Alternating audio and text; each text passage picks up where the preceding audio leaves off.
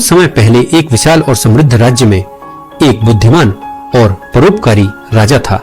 उसे अपनी प्रजा और परिवार से बहुत प्यार था।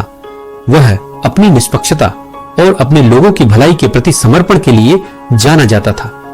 हालांकि शांति और समृद्धि के बावजूद राजा को संदेह होने लगा था कि उसके 3 सबसे भरोसेमंद मंत्रियों में से एक को धन का लोभ हो रहा है और वह अपने कर्तव्य ठीक से नहीं कर रहा है।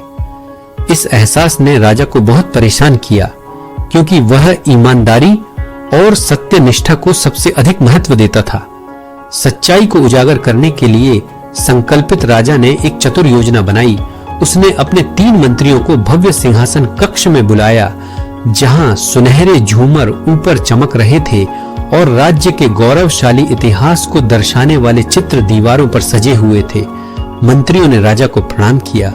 उनके चेहरों पर जिज्ञासा और चिंता का मिश्रण था।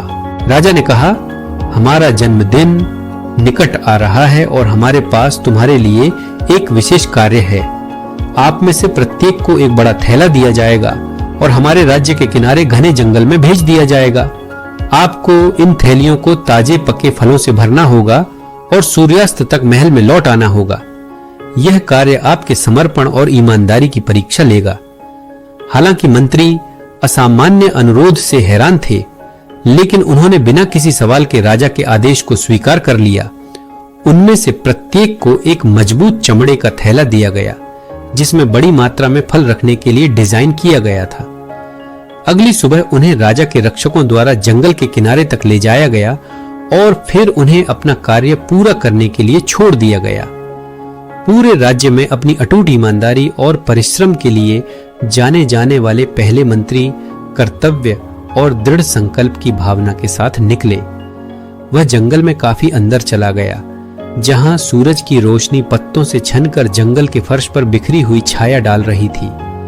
हवा पके फलों की मीठी खुशबू और पक्षियों की मधुर चहचहाहट से भर गई थी। मंत्री ने प्रत्येक फल की सावधानी पूर्वक जांच की और सुनिश्चित किया कि वे ताजा और उच्चतम गुणवत्ता वाले हैं। वह पेड़ों पर चढ़ गया और कंटीली झाड़ियों में पहुंच गया और रसीले आम, रसीले जामुन और सेब सहित विभिन्न प्रकार के फल इकट्ठा किए। भरपूर फलों से उसका बैग भारी हो गया और हालांकि काम थका देने वाला था, फिर भी उसे अपने ईमानदार श्रम पर गर्व था। हालांकि दूसरा मंत्री चालाक था और हमेशा शॉर्टकट्स की तलाश में रहता था। जब वह जंगल में घूमता था तो उसने मन ही मन सोचा कि राजा के पास हर एक फल का निरीक्षण करने का समय नहीं होगा, इसीलिए मुझे जो भी मिलेगा उसे उठा लूंगा। उसने जमीन पर गिरे हुए फलों को इकट्ठा किया, जिनमें से कई अधिक पके हुए थे या सड़ने लगे थे। उसने जल्दी से अपना थैला भर लिया और खुद से प्रसन्न महसूस करते हुए उसे एक बड़े पेड़ के नीचे एक आरामदायक जगह मिली। वह अपनी आंखें बंद करके लेट गया और सो गया। उसे विश्वास था कि उसका बैग सरसरी जांच में पास हो जाएगा। अपने आलस्य और बेईमानी के लिए जाने जाने वाले तीसरे मंत्री का दृष्टिकोण पूरी तरह से अलग था। राजा केवल बैग का वजन जांचेगा, न कि उसकी सामग्री की। उसने सोचा। फलों की तलाश करने के बजाय उसने सूखे पत्ते, टहनियां और छोटे पत्थर इकट्ठा किए और इन बेकार चीजों से अपना बैग भर लिया, अपने आप पर हंसते हुए कि वह कितना चतुर था और उसका बैग भरा हुआ था। उसने भी एक छायादार स्थान ढूंढ लिया और शेष दिन के लिए आराम किया। दिन ढलने का इंतजार करने लगा। आसमान नारंगी और गुलाबी रंगों से रंग गया और मंत्री महल में लौट आए। राजा आंगन में उनका इंतजार कर रहे थे, दरबारियों और रक्षकों से घिरे हुए थे। प्रत्येक मंत्री ने अपना बैग आत्मविश्वास से खड़े होकर प्रस्तुत किया। सामग्री का निरीक्षण किए बिना राजा ने मंत्रियों को अलग अलग काल कोठरी में ले जाने का आदेश दिया। आप में से प्रत्येक को 1 महीना कारावास में बिताना होगा।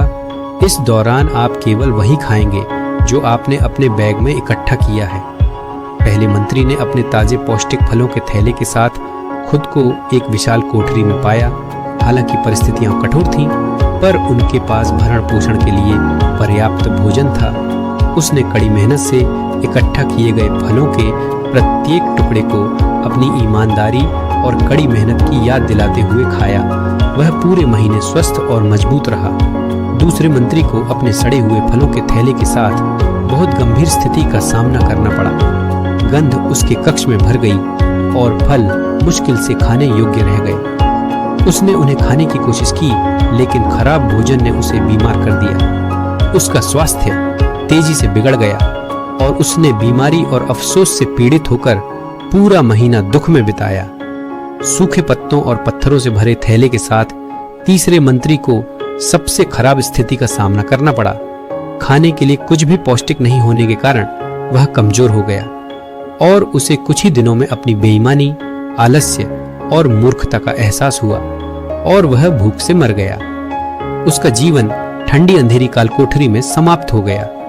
जब महीना समाप्त हुआ तो राजा ने बचे हुए मंत्रियों को बुलाया। प्रथम मंत्री स्वस्थ और विजयी हुए। उनके समर्पण और ईमानदारी को पुरस्कृत किया गया। दूसरा मंत्री जीवित होते हुए भी कमजोर था और उसकी पूर्व छवि का रंग फीका पड़ गया था। तीसरे मंत्री की कोठरी खाली थी। राजा ने कहा कि यह सभी के लिए एक सबक है। ईमानदारी, कड़ी मेहनत और सत्यनिष्ठा समृद्ध जीवन की नींव है। जो लोग शॉर्टकट खोजते हैं और बेईमानी से काम करते हैं, उन्हें अपने कार्यों के परिणामों का सामना करना पड़ेगा। समय और प्रयास अमूल्य हैं और हम उनका उपयोग कैसे करते हैं, यह हमारे भविष्य को परिभाषित करता है। पूरे राज्य में फैले 3 मंत्रियों की कहानी सद्गुण के महत्व और धोखे के खतरों की एक शक्तिशाली अनुस्मारक के रूप में सेवा करती है।